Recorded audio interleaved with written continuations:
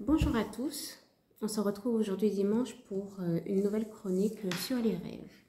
Le but de la chronique sur les rêves, c'est de vous lire le rêve qu'une personne lambda, que je ne connais pas, m'a fait parvenir par mail et après de décrypter ce rêve ensemble. Ok ?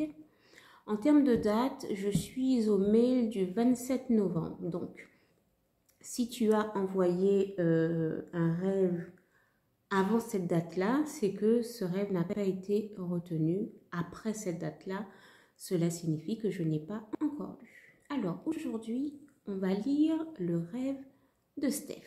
Ok ? Alors, elle dit, je rêve que je suis située sur un bord de mer. Habit, construit et pleine de vie avec des gens qui circulent. Je vois une première vague arriver. Elle est de taille humaine. Elle fait des dégâts matériels importants. Il y a des blessés et disparus. J'y survis. Je vois une deuxième vague arriver. Plus de 2 fois plus grande que la première. Elle cause des dégâts encore plus importants. Il y a des blessés et des disparus. Je vois une troisième vague arriver, encore plus immense que la précédente. J'y survis en me cachant dans une maison. Il ne reste plus que des ruines et de la désolation.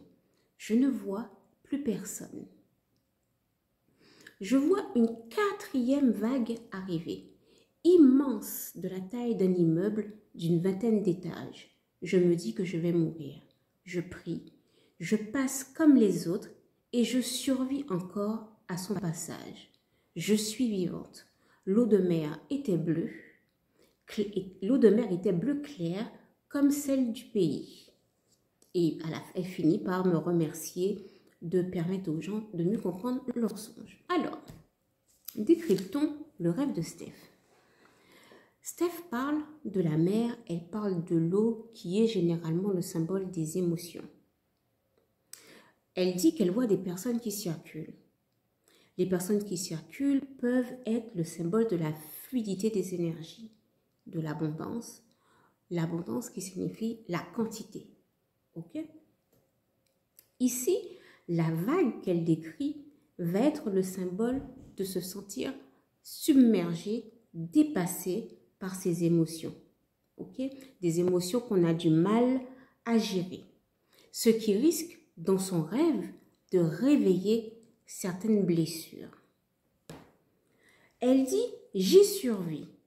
J'y survis, ce qui indique plutôt le fait de se relever de tout ce chamboulement émotionnel. Elle parle d'une seconde vague. La seconde vague va être toujours la même symbolique, mais de façon plus intense. Dans ce qu'elle dit à travers son rêve, on a le sentiment où, à chaque fois qu'elle est submergée, ça monte en puissance. La troisième vague, rebelote, c'est toujours le fait de se sentir débordé par ses émotions. Elle parle d'une maison, se réfugier dans une maison. La maison, c'est toi, c'est ton corps, c'est ton âme, c'est toi, Steph. Le fait que la maison soit en ruine et en désolation va indiquer un mal-être profond, un mal-être qui va au-delà de la chair, qui est en soi, qui est dans la chair, mais qui est même dans l'os.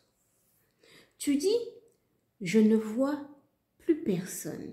Donc, ça veut dire que l'énergie va avoir du mal à circuler. Mais cela peut aussi être le fait d'être seul, soit de se sentir seul, soit de se sentir incompris, soit à force d'avoir ces états émotionnels, eh bien, les personnes s'éloignent, les personnes disparaissent de ta vie. La quatrième vague, le symbole est toujours identique, mais comme je le disais tout à l'heure, ça augmente en intensité, ça augmente en puissance, ça augmente en violence. J'aurais pu te dire aussi que toutes ces vagues que tu vois peuvent être peut être la nécessité de te purifier, ok, de te purger. Parce que l'eau aussi est le symbole de la purification, le symbole du nettoyage. Au fait, tout va dépendre de ce que tu vis. Tout va dépendre de ce que tu vis en ce moment. Moi, je n'ai pas de contexte. Je n'ai pas ton identité à part ton nom. Je n'ai pas ta date de naissance. Donc, je ne peux pas, c'est pas de la voyance. Tu dis à la fin que l'eau est bleue. Ok?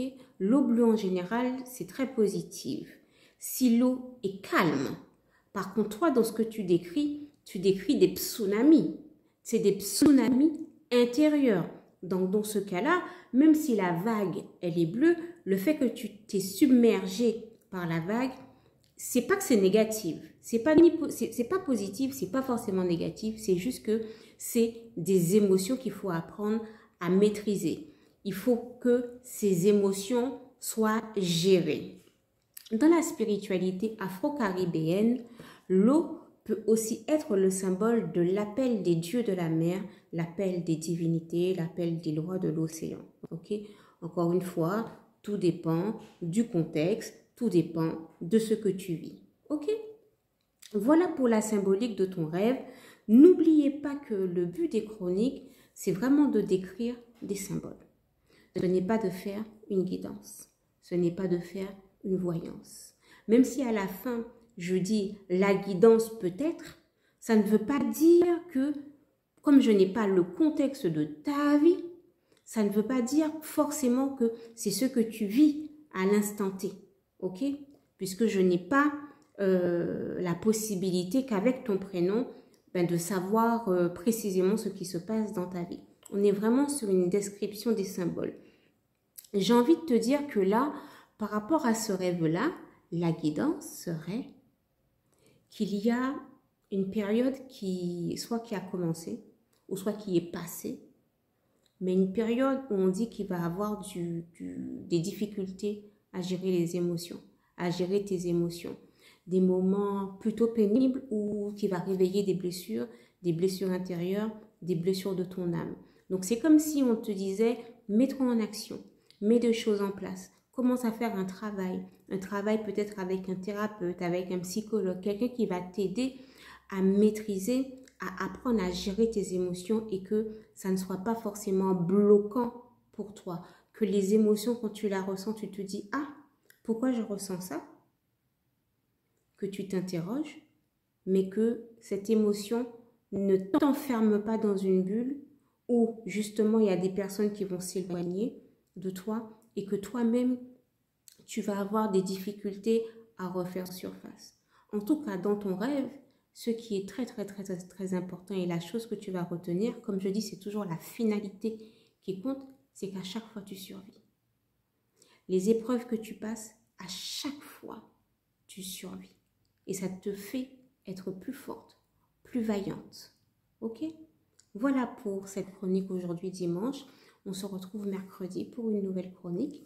N'hésitez pas à me partager vos rêves par email de préférence, puisque lorsque c'est éparpillé sur les différents réseaux, j'ai du mal à m'y retrouver. Voilà, je vous dis bon dimanche, bon Dambala, bon Rada, bon Loi des eaux. À bientôt.